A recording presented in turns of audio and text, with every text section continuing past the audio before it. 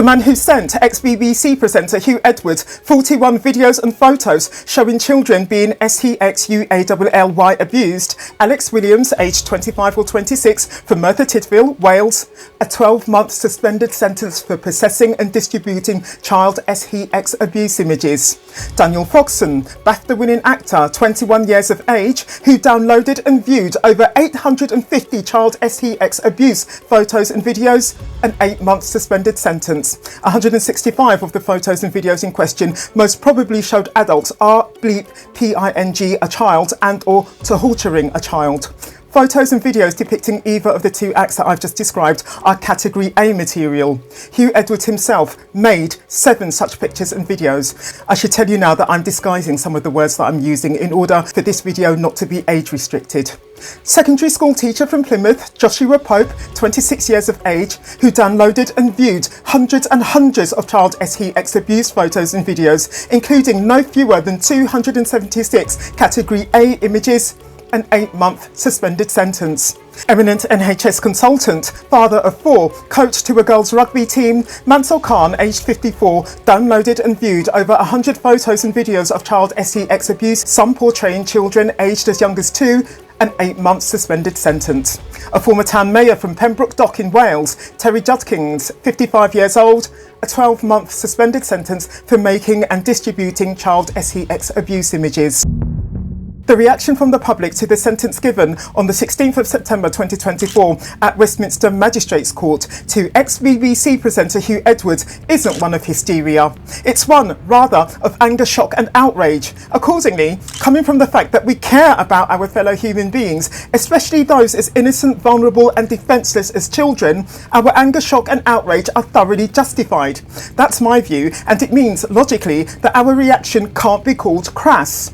What we're actually protesting, in fact, isn't per se the flimsy 6-month suspended sentence that was imposed on former TV star Huw Edwards for the offence of, quote, making indecent images of children. In our ignorance, which we're happy to admit, we're actually protesting the limitations of the sentencing guidelines which judges are obligated to follow, which led to what many, if not most of us, consider an unbelievably soft sentence for a self-confessed you-know-what-ophile. As we've just seen, however, sentences such as that imposed on Huw Edwards for the offences of accessing and viewing child SEX abuse images are, sadly, normal.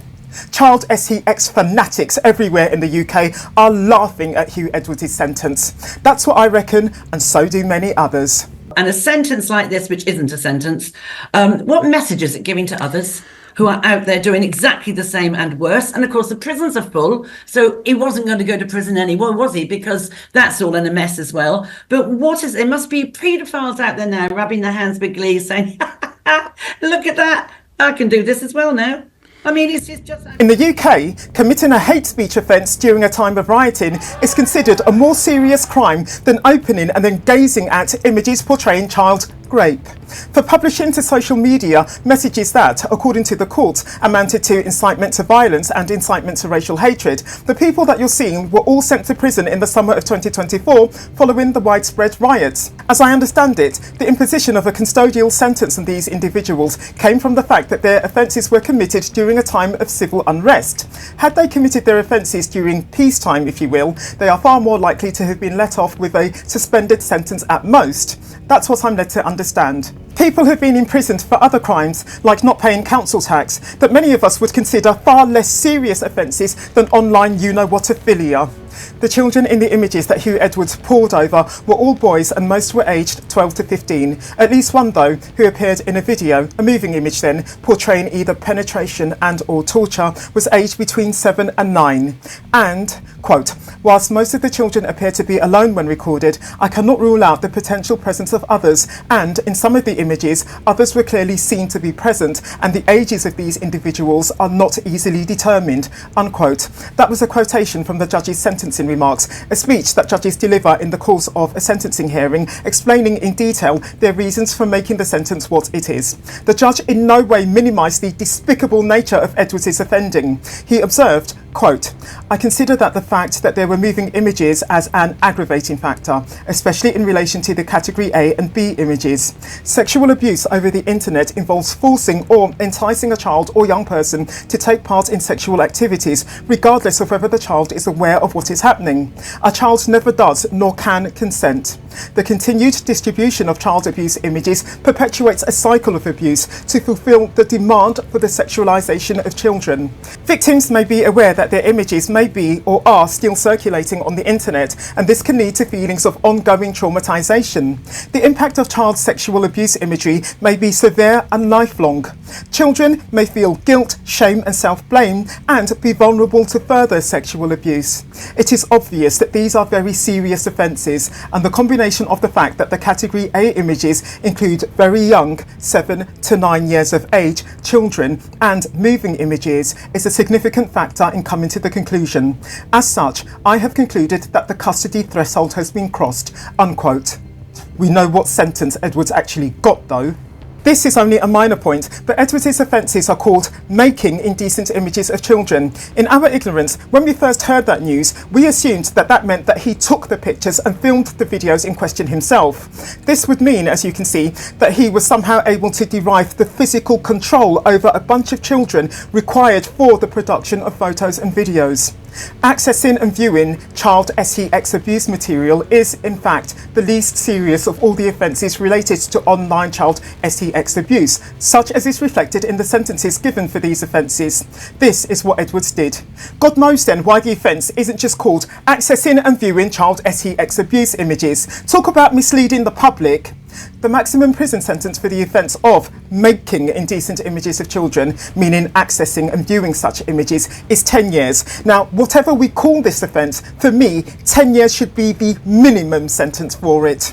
So we're just going live to Westminster Magistrates Court, where the former BBC presenter Huw Edwards is now leaving the building. He has been given a suspended 6-month sentence for child abuse image offences, meaning that he does avoid going to prison. Disgraced former BBC News presenter Huw Edwards, as we all know now, was given a 6-month suspended prison sentence yesterday after admitting accessing indecent images of children as young as 7. The Chief Magistrate said that the starting point is a sentence that goes from 26 weeks to 3 years custody. So how did Huw Edwards end up with a 6-month sentence suspended for 2 years? The facts of the case are pretty well known. We, of course, today, unless you've been living under a rock, Huw Edwards, disgraced BBC newsreader, sentenced yesterday to 6 months prison, suspended for 2 years, which basically means, long story short, if he commits any other crimes in the next 2 years, he'll be going straight into the slammer.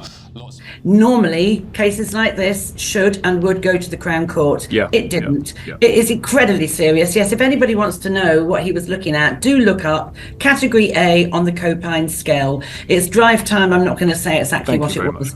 He's required to sign the Sex Offenders Register for 7 years and pay £3,128 in costs and a victim surcharge as well. And he's been asked to repay the £200,000 salary he's received since his arrest, which he has so far refused, and he will also keep his £300,000 a year pension. The judge, Chief Magistrate Paul Goldspring, was very clear in his decision regarding the imposition on Huw Edwards of a Sexual Harm Prevention Order, an SHPO. An SHPO can be imposed on a convicted sex offender to prevent the person from undertaking certain forms of employment. It may also prohibit the offender from engaging in particular activities on the internet. The judge, as I say, was very clear that he wasn't even issuing that penalty against Edwards. His reasons are, quote, "I'm satisfied on the balance of the evidence before me that an SHPO is not required in order to minimise the risk of harm to the public or to any particular members of the public, and is not proportionate in the circumstances given the protective impact of the sentence and his continued assistance by mental health services," unquote. The BBC have asked Edwards for the £200,000 that they paid him during the period of his suspension back. As at September the 20th, 2024, Edwards has told them to whistle. The BBC have employed Jimmy Savile, Rolf Harris, Stuart Hall, Jonathan King and, of course, Huw Edwards. a roll call of sickos who saw children as toys. The BBC paid for the hotel suite that Huw Edwards stayed in while he covered the funeral of the Duke of Edinburgh. This was the same suite where, between paying tribute on live TV to the late Duke, serving as such as a voice for the country's mourning, and resting his ever-faithful larynx, Edwards asked a junior BBC producer, a man, to come and sleep with him. He showed the man a photo of the suite, as if to say that the man wouldn't just be getting a shag with Huw Edwards himself, he'd be getting that shag in the lap of luxury as well.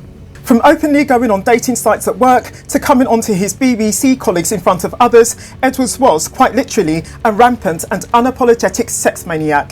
He knew what his power and position at the BBC meant. He knew that he was bulletproof.